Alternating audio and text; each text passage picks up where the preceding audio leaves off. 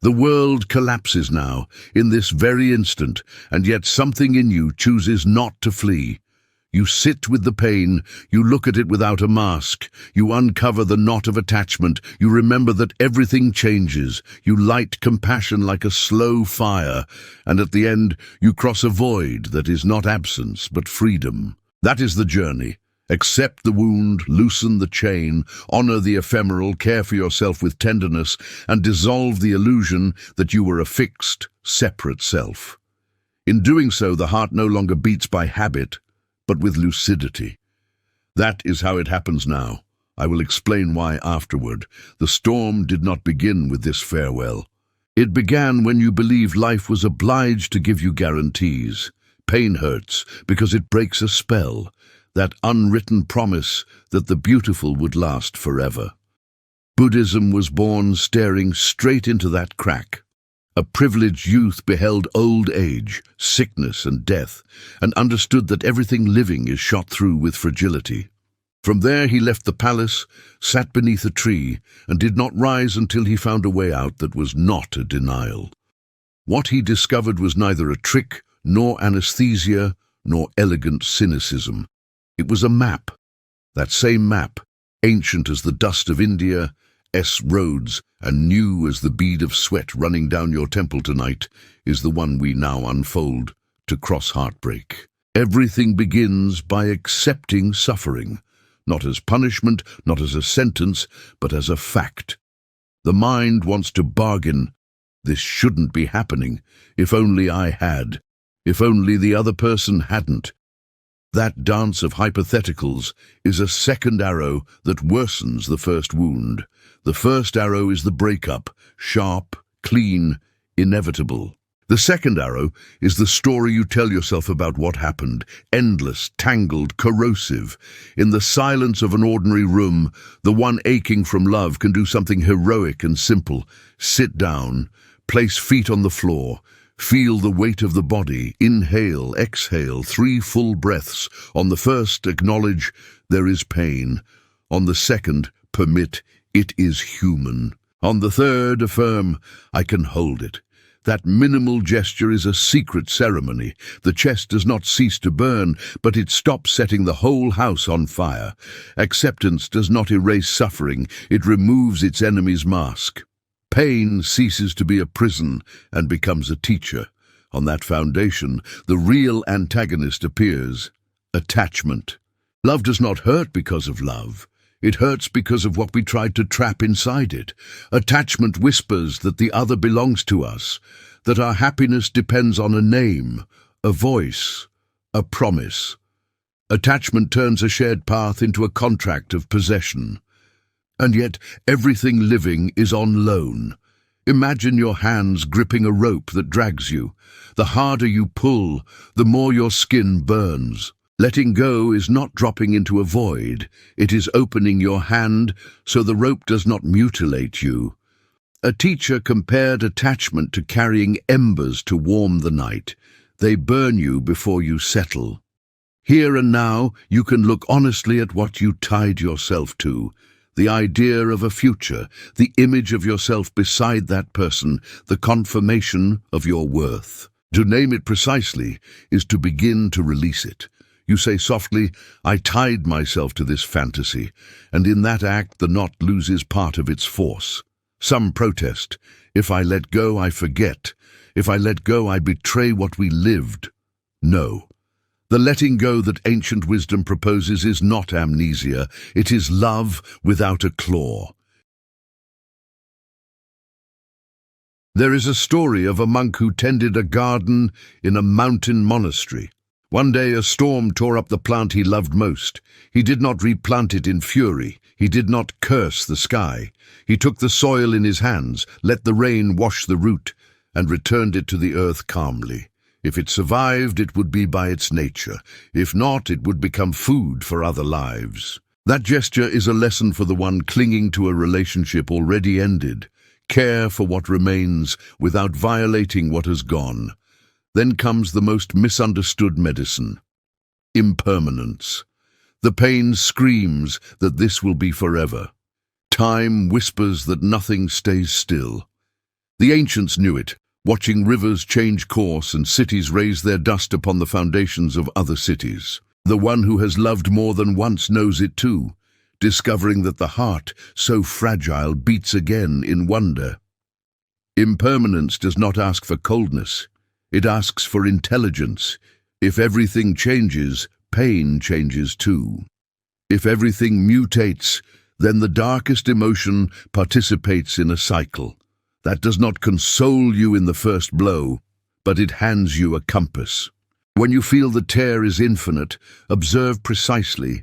What texture does your sorrow have today? Is it the same as yesterday? Where does it pulse most strongly in the body? Noticing its variations confirms that it is alive and therefore transforms. Like the lotus opening from the mud, your future serenity is being prepared now, underground, invisible as yet. Rightly understood, impermanence changes the way you remember. You need not destroy photographs or scrub violently the traces of what was. You can turn them into relics of a sacred instant that fulfilled its task. One gesture: you place a letter in a box and say goodbye as travelers are farewelled at the station. Not a goodbye of rage, but a may it go well with you. That domestic ritual affirms the truth that frees you.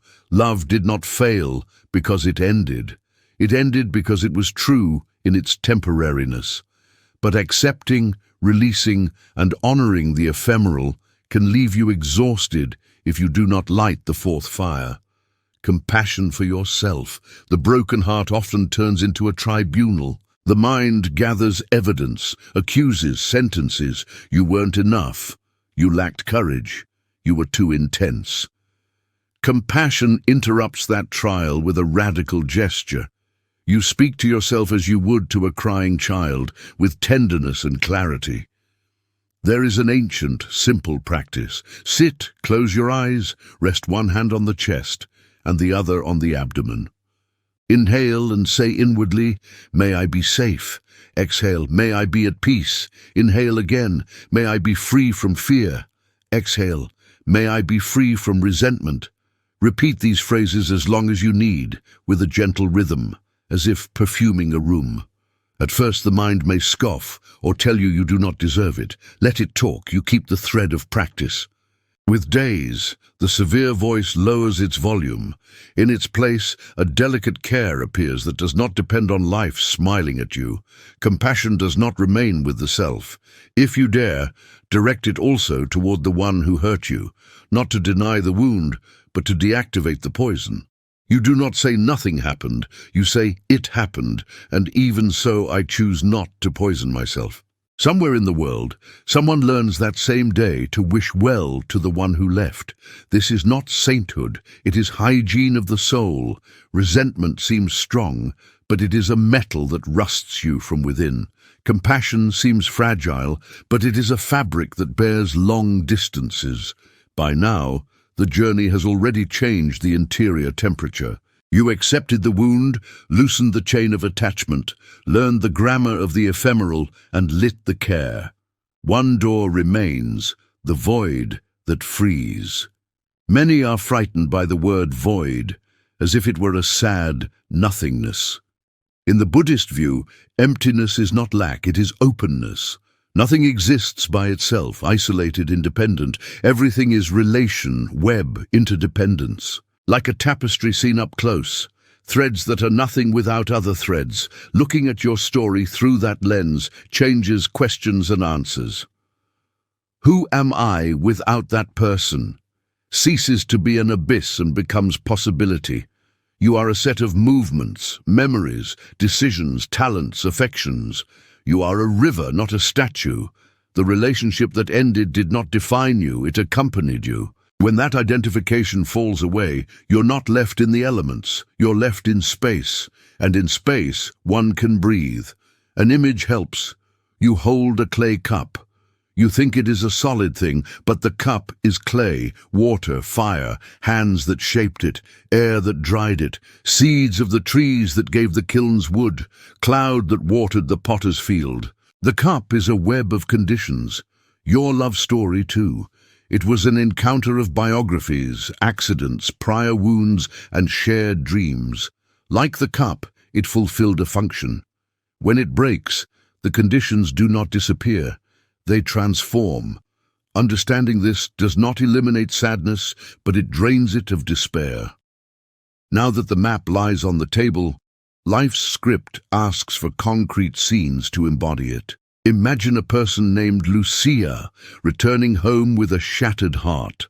The door closes and the silence weighs. Lucia does not look for noise to cover the blow.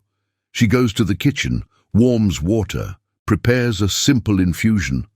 While she waits, she breathes with the steam rising from the cup. That steam reminds her that form rises, dances, and dissolves. She takes the drink to the room, sits down, and begins a brief practice. 3 breaths of acceptance.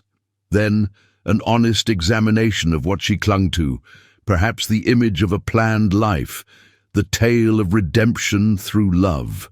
She writes those words on a page, without judgment. Later, she opens a box and decides to keep in an envelope 2 photographs that still torment her. She does not tear them. She honors them as witnesses to a season that has ended. Before sleeping, she repeats loving kindness phrases for herself and a whisper of goodwill for the one who left. She does not feel enlightened.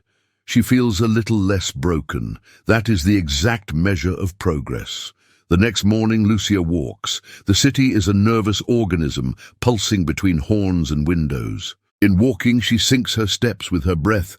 4 steps to inhale, 4 to exhale. She observes without naming. Light on a facade, a leaf falling, someone's laughter behind a door. She allows herself to cry as she walks, without hiding. Each tear is water cleansing the threshold. Reaching a park, she sits. She remembers a teaching. When pain rises like a tide, bring attention to the soles of the feet, to the contact with the earth. There too are life, support, warmth. The body, once a battlefield, starts to feel like an ally.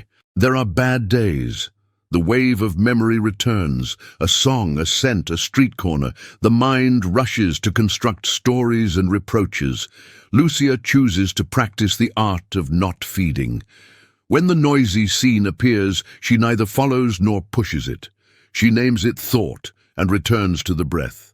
That is the muscle strengthened by repetition, letting pass. Not because it does not matter, but because not everything deserves to be invited to stay. Over time, thoughts lose gravity. They do not fall like stones, they float like leaves. In parallel, Lucia begins a weekly ritual. She lights a white candle on Sundays at dusk. Before lighting it, she speaks 3 phrases of truth softly. This hurts. I am not alone. Everything changes. Then she takes a notebook and writes half a page about what she learned this week, about her own way of loving. Perhaps she discovered she confuses intensity with security. Perhaps she noticed she floods when the other withdraws. Perhaps she recognized she expects mind reading without speaking.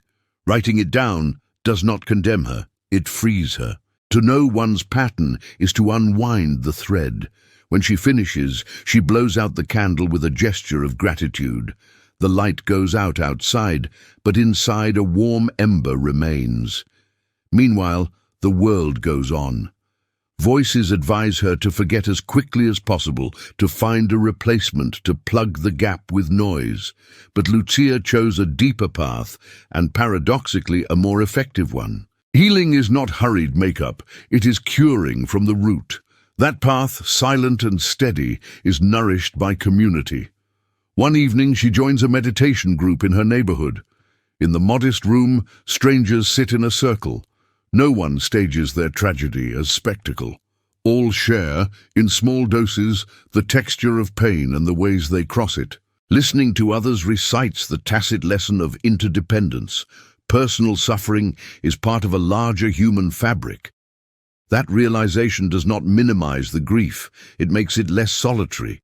At some point in the process, the desire appears to understand compassion not only as intimate practice, but as ethics. Lucia makes a small vow.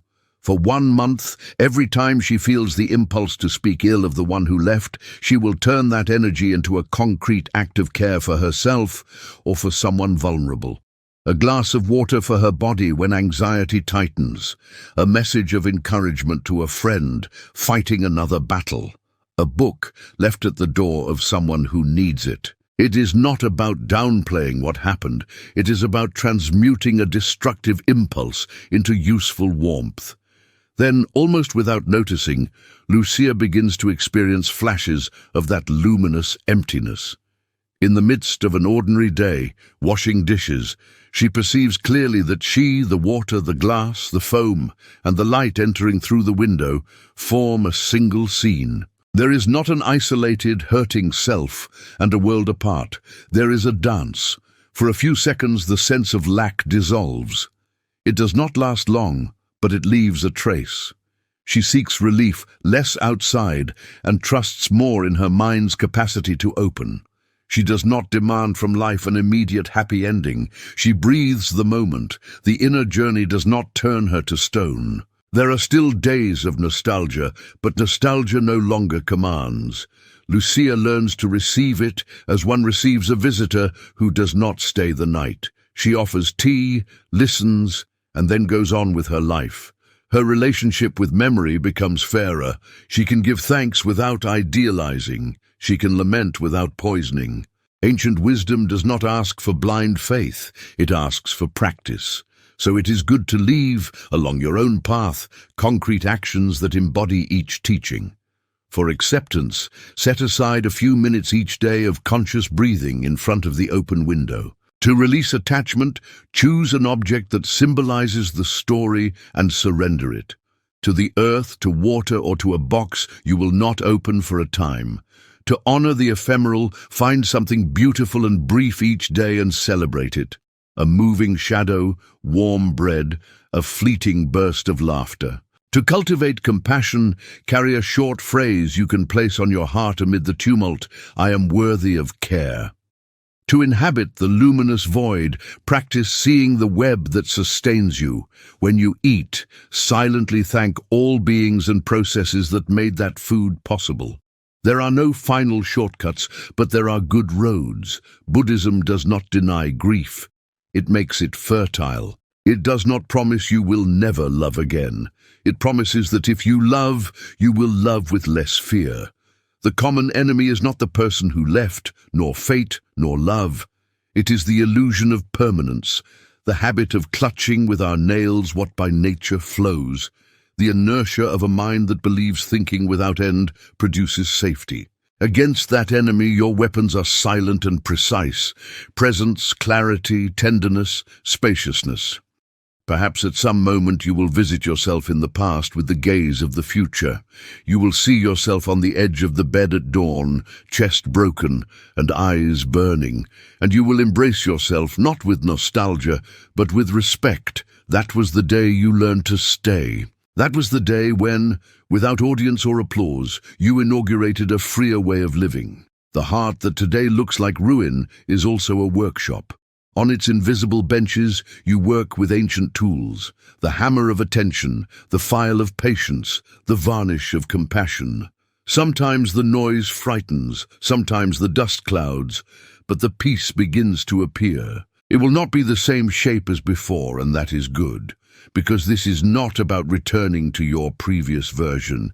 It is about being born with scars that tell a truth.